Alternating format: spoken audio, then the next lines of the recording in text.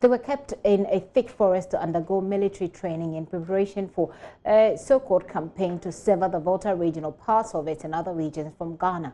But a special operation by the 66th Artillery Regiment of the Ghana Armed Forces rounded up 20 of the recruits, or 21 of them, at a remote location 10 kilometers north of the Volta region town of Joje, along Ghana's border with Togo. During another visit, the soldiers arrested one more person associated with the secessionist group. Here is a report on what transpired. No, it was a call. A call? Yes. Okay. A phone call is all it took for Justina Abochi to leave her job as a teacher, pay 800 cedis, and join a recruitment scheme she claims she believed was for farming. No, is that they told you that? You're coming to do farm work for the whites. Farm work? Yes. For white people? Okay, and when you got here, they said it's the military training? Yes. She is the only female recruit among a host of men. Here is a thick forest, utensils scattered, makeshift shelter, and smoke billows from what looks like a source of fire to cook and keep warm, typical of insurgent group hideouts. One of the recruits, Michael, explains their daily itinerary. Yeah, we wake up in the morning, we go jogging, we do stomach exercise. They give us some logs to carry, and after that we come for break to come and eat. We go and fetch water, then we bath.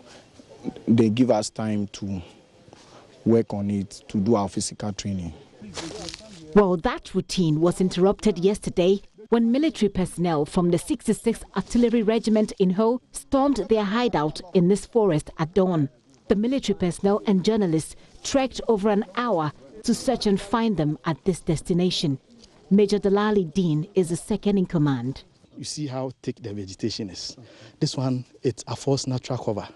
When you are here, until somebody enters, the person will not know that there are people here. I can't tell whether they are skilled or not. But this is obviously people who know what they are about. 3 of them managed to escape, and 1 more was arrested, making the total of arrested persons 21. Commanding officer of the 66th Artillery Regiment. We are told they were estimated to be between 20 and 25. Yes, we can say about 3 or 4 are on the run, but the operation is not yet over. The military command believes these people, whom they describe as troops, are being trained by the Homeland Study Group Foundation, a group which declared independence from Ghana in November 2019. Its leader, 85-year-old Charles Komi Kujoji, was arrested along with about 18 others. They were all discharged after charges against them were dropped. The leader, however, re-announced cessation in December and has since been on the run, posting YouTube videos occasionally. Gives you an idea of what happened yesterday. Well, we've been also talking to the Municipal Chief Executive for the Ketu North Municipality, Anthony Avobedo. He's been speaking about the group's presence in the area. Has been discovered in your area?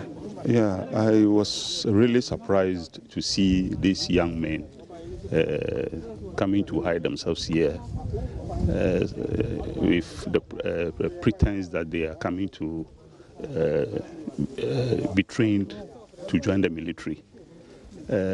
This is not something that one can imagine, because walking from the town up to this deep inside this forest, I think is something that beats my imagination, that somebody will just come and be camped here and be doing this sort of thing in the name of being recruited into the Ghana Armed Forces.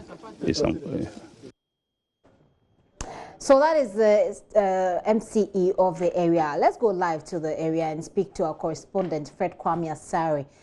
He's been speaking with residents there. Fred, so we understand that the main town, or where you can, find normal lifestyle, is about an hour away from where this location is. Yes, Gifty. And what are the people saying? Did they not know, because of the distance, or did they suspect these people were there? Most of the indigents I spoke to indicated that they have no knowledge about the operations of the camp in the area. They mentioned that they are not even affiliated to the Western Togoland or the Homeland Study Group Foundation. So they are surprised the people were able to find their way into their territory, that is the Georgia area, and then pitch camp there to train people illegally to be enlisted into the Western Togoland Army. So they mentioned that they are not associated to the group. More so, per the demarcation of the Western Togoland area, you realize that Georgia is not part of the demarcation. So they are surprised people who are affiliated to the Western Togoland are pitching camp in their territory and then training people to serve as army when the area is, or when the Western Togoland territory is eventually granted independence. How do they feel about the military presence of yesterday? Do they feel, does that make them feel safer, or does that breed some sort of fear among them? Well, I should say it was a mixed feeling, because yesterday when we got back from the illegal training camp, when the military brought the people into the town, you realize that people were just looking at us. They were amazed. They were like, where from these people? Why are these people here? And then you realize some of them even followed us to where the heli was and where they would have, or where they would airlift the people to Accra. So I should say that they are amazed at the operations of the illegal camp in their area. Also, some of them also mentioned that, well, it is good they've identified the camp and then picked these individuals. It puts them on the safer side, because they don't know what might happen in the near future. With people belonging to the secession group, pitching camp in their territory or in their area and then going about their training. There are 3 people that voted yesterday, 3 people that essentially cannot be found. Do they know anything about this or the possible whereabouts of these people? But I should say that the people that are being trained in the camp over there are not people from Georgia. We were told that there are people that come from across the country. Some come from Cape Coast, some from Nungua, Accra, Ashaiman. And then the lady among them also is from Angolo Afiadenigba. So as we speak, there is no information on the people that were not arrested or absconded from the camp. I see. Well, that lady also spoke about the fact that she was teaching in Kaswa before this one. But Fred, what else is there to know? Wrap it up for us.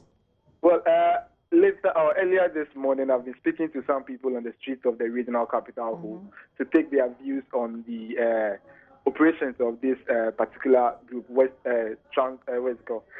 Homeland Study Group Foundation. Some of them mentioned that they have no idea about the operations of the group. Some also mentioned that their objective to attain independence for the Volta region is a good cause, in the sense that if they will attain the independence, and then it will come along with development, it will come along with good roads, it will come along with jobs and things that would help them improve their lives, why not? They are in for it. But then if people who are leading this cause should eventually attain independence and then nothing good comes out of it, it will be on the wrong side. Some also mentioned that there's no need for an independence, or there's no need leaving Ghana and then forming a new country. The reasons being that the region or the Western Togoland doesn't have things that would make their lives better. They mentioned airports, they mentioned London ports and other stuff. So they think that, well, it is not a good cause. It is not needed for people in the region to call for a new country. And then also, this group, the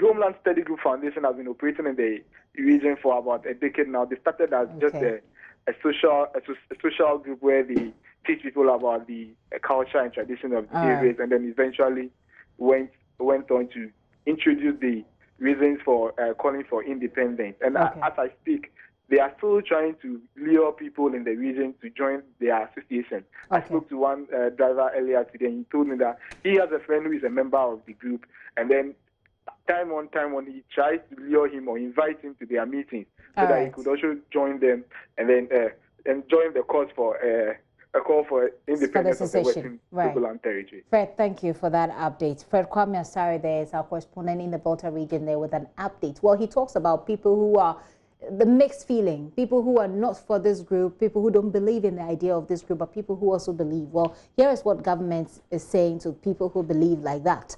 Information Minister Kojo Oponkruma says anyone involved with this group will be arrested and prosecuted. A combination of Bureau of National Investigation officers and national security officers, as well as military intelligence officers, will be commencing a proper interrogation exercise to get a detailed understanding of all that has transpired at this training facility, to make the necessary determination of the laws that have been breached by this exercise, so that the consequential action is taken. Remember, a little over a couple of months ago, government issued a statement clearly making the point that any such activity will be in contravention of the Republic's laws, and that the state security apparatus remain on the alert to deal with any such acts.